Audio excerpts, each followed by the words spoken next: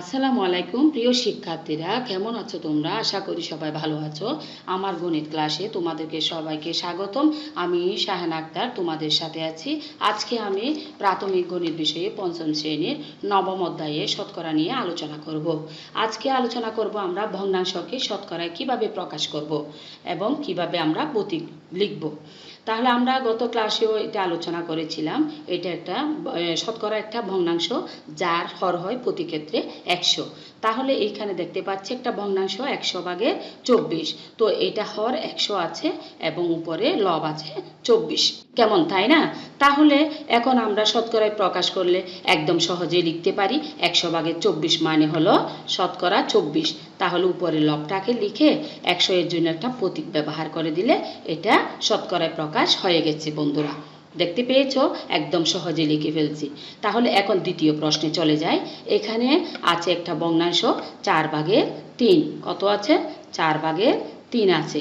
কিন্তু এই ভগ্নাংশটা আমরা লক্ষ্য করলে দেখতে পাচ্ছি হরের জায়গায় কিন্তু 100 নাই। তাহলে 100 না থাকলে আমাদের কি করতে হবে? আমাদের 100 এ নিতে হবে, 100 এ রূপান্তর করতে হবে। যদি 100 এ আমরা রূপান্তর করতে যাই তাহলে আমরা কিভাবে করব? আমরা করব, প্রথমে আমাদের ভগ্নাংশ রেখাটা একটু লম্বা করে দিতে হবে। আমাদের চিন্তা করতে হবে এইখানে হর কত আছে? হর আছে 4। যদি 4 থাকে তাহলে আমাদের করতে হবে এই 4-এর সাথে কত গুণ করলে হরটা আমার 100 হয়। চিন্তা করো সবাই, দ্রুত চিন্তা করো। চিন্তা করে বলো আমাকে। চিন্তা করলে হয় আমার 4-এর সাথে 25 গুণ করলে 100 হয়, তাই না বন্ধুরা? তাহলে আমি গুণ দিয়ে 25 লিখব। ঠিক আছে? 4 দিয়ে যখন আমি 25 লিখব তখন আমার হর হবে 4 25-এ 100। তো এখন দ্বিতীয় কথা হলো উপরে যে লব আছে তার সাথেও আমরা কি করব? 25টিকে গুণ করে দিব। একই সংখ্যা, পরিবর্তন হবে না। নিচে যেটা গুণ করব সেটা ঠিক উপরের লাইনেও আমাদের একই সংখ্যা লিখে দিতে হবে গুণ দিয়ে। গুণ 25। দেখতে পেয়েছো? তাহলে এখন আমাদের কাজ কি? এখন কাজ হলো আমাদের সমান চিহ্ন দিয়ে একটা ভগ্নাংশ রেখা দেওয়া এবং নিচে হরে হরে গুণ করে হরের জায়গায় লেখা এবং লবে লবে গুণ করে উপরে লবের জায়গায় লেখা। তো বন্ধুরা এখন আমরা গুণ করব। 4 দিয়ে যদি 25-কে গুণ করি, 4 5-এ 20-এর শূন্য বসে, হাতে থাকে 2, 4 দুগুণে 8, 9 10। তাহলে আমার হর 100 হয়ে গেছে। দেখতে পেরেছো? তাহলে এখন আমরা উপরেরটা গুণ করব। এখন 3 5-এ 15-এর 5, হাতে থাকে 1, 3 দুগুণে 6, 6 আর 1-এ হয় 7। তাহলে আমরা এখন হর 100 করতে পেরেছি। তাহলে 100 ভাগের 75। 100 ভাগের 75 মানে কি? শতকরা 75। কিভাবে লিখব? 75 লিখে এই চিহ্নটা আমরা দেব। এই 100 এর জন্য এই চিহ্নটা আসলো, উপরের লবটা এখানে বসে গিয়েছে। বুঝতে পেরেছো বন্ধুরা? এখন আমরা আশা করি এটা বুঝে গেছি এবং নিচেরটাও একই রকমের অঙ্ক আমরা এটা একটু করে দেখব। দেখি, হ্যাঁ ঝটপট বলে ফেলো। আমরা আগে দেখে দেখে কি করব? অঙ্কটা এখানে ভগ্নাংশটা এখানে লিখে ফেলবো। এখন দেখতে পাচ্ছি হর তো আমার 10-এ আছে, 100 তো নাই। তাহলে আমাকে নিতে বলছে শতকরায়। যদি শতকরায় নিতে হয়, যদি শতকরায় প্রকাশ করতে হয় তাহলে আমাকে অবশ্যই হরটা 100 করতে হবে। এটা আমার মাথায় রাখতে হবে। বুঝতে পেরেছো? তাহলে 10-কে কত গুণ দিলে 100 হয়? নিশ্চয় তোমরা বলবে ম্যাডাম 10-কে 10 দিয়ে গুণ করলে 100 হয়। Very good. তাহলে এখানে গুণ দিয়ে যে 10 লিখেছি সেটা কোথায় বসবে বলো? আমরা ঠিক সেই সংখ্যাটা উপরের সংখ্যার সাথেও যুক্ত করে দেব, একই সংখ্যা। তাহলে আমাদের দ্বিতীয় পর্যায়ে কাজ হলো সমান দিয়ে একটা ভগ্নাংশ রেখা দেওয়া এবং নিচে নিচে গুণ করা, উপরে উপরে গুণ করা। বুঝতে পেরেছো বন্ধুরা? তাহলে নিচে নিচে গুণ করি। 10 10-এ কত হয় বলো? 10 10-এ হয় 100 এবং উপরে আছে 7 10-এ 70। Very good. এখন আমরা হরটা 100 করতে পেরেছি। তাহলে আমরা শতকরায় প্রকাশ করতে পেরেছি। এখন আমরা শুধু কি করব, ওই প্রতীকটা ব্যবহার করে লিখব। প্রতীক ব্যবহার করার সময় আমাদের কি চিন্তা করতে হবে, আমাদের লবটা কত সেটা চিন্তা করে এখানে লিখতে হবে। তারপরে এই লবের পাশে ওই প্রতীকটা, শতকরার প্রতীকটা বসিয়ে দেব। বুঝতে পেরেছো বন্ধুরা আমরা কিভাবে শতকরা প্রকাশ করেছি? আশা করি তোমরা বুঝে গেছো। আমরা এখন দেখব দশমিক ভগ্নাংশকে কিভাবে শতকরায় প্রকাশ করতে হয়। হ্যাঁ বন্ধুরা, একটু দেখো তো, দশমিক ভগ্নাংশকে যখন আমরা শতকরায় প্রকাশ করব তখন আমাদের দুইটা জিনিস মাথায় রাখতে হবে। প্রথমে দশমিক ভগ্নাংশ যেটা থাকবে সেটাকে ভগ্নাংশে নিয়ে যেতে হবে। তারপরে লক্ষ্য করতে হবে তার হর 100 আছে কিনা। যদি 100 না থাকে তাহলে তাকে 100-তে পরিণত করতে হবে। আর যদি 100 থাকে তাহলে তাকে আমরা সরাসরি কোথায় নিয়ে যেতে পারবো? শতকরায় প্রকাশ করতে পারবো। বুঝতে পেরেছো বন্ধুরা? তাহলে এখন দেখো, এই দশমিক ভগ্নাংশটাকে আমরা আগে সাধারণ ভগ্নাংশে নিয়ে আসব। অর্থাৎ আমরা একটা ভগ্নাংশ রেখা দিব, তারপরে কি করব, দশমিকের জন্য হরে একটা 1 দিব। তারপর দশমিক বিন্দুর পরে কয়টা সংখ্যা আছে সেই সংখ্যাগুলো আমরা কি করব, গণনা করব। 1, 2, তাহলে 2 সংখ্যার জন্য 2টা শূন্য আমরা 1-এর পাশে দিব। তাহলে এখন আমাদের হর কত হয়েছে? 100।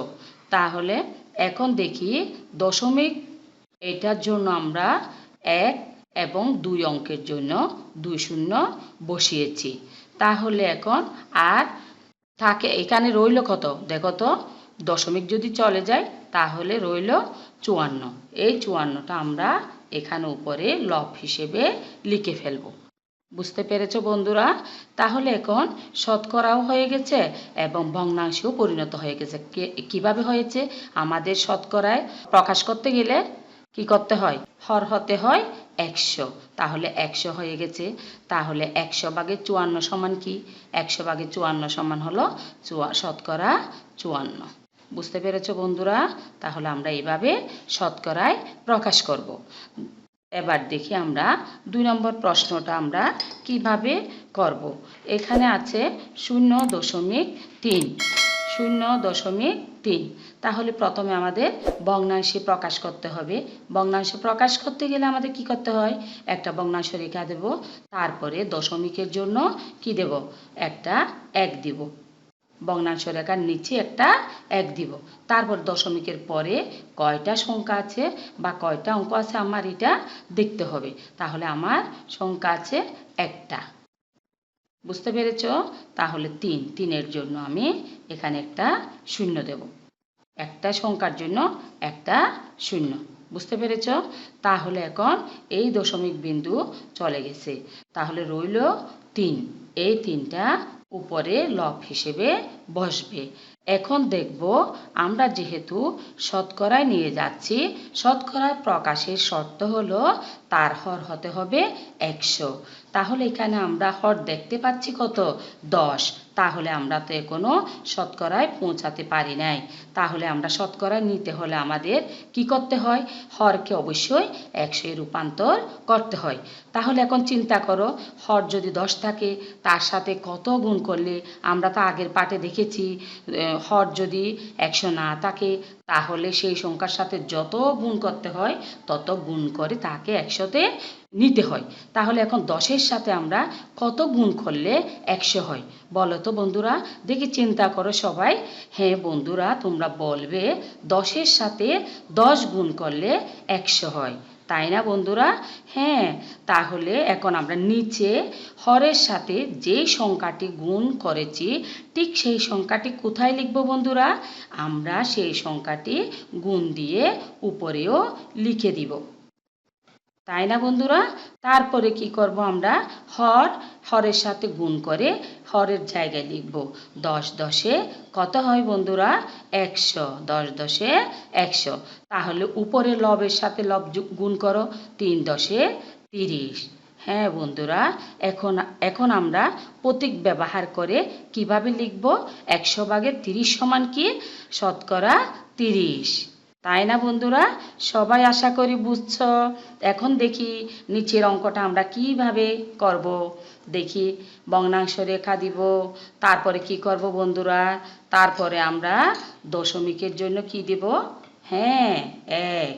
তারপরে দেখো দশমিকের পরে কয়টা অঙ্ক, একটা, দুইটা, দুইটার জন্য কি করব আমরা, দুইটা শূন্য দেব, তাই না বন্ধুরা?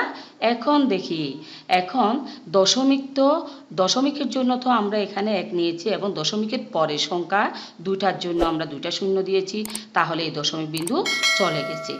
এখন রইল 0, 3, তাই না বন্ধুরা? তাহলে একটা সংখ্যার বামে যদি শূন্য থাকে বন্ধুরা, ওই শূন্যের কি মান থাকে? না।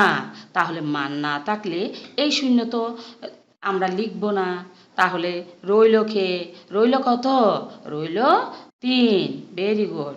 তাহলে এখন আমরা কত পেলাম? ভগ্নাংশে নিয়ে পেলাম 100/3। তাহলে 100/3কে আমরা শতকরায় প্রকাশ করলে কত লিখব?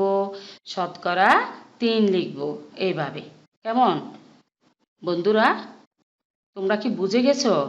আশা করি তোমরা সবাই ভালোভাবে বুঝে গেছো। হ্যাঁ, তাহলে বন্ধুরা আজ এই পর্যন্তই। আগামীকালকের ক্লাস দেখার জন্য আমন্ত্রণ রইল। আল্লাহ হাফেজ। সবাই ভালো থাকবে।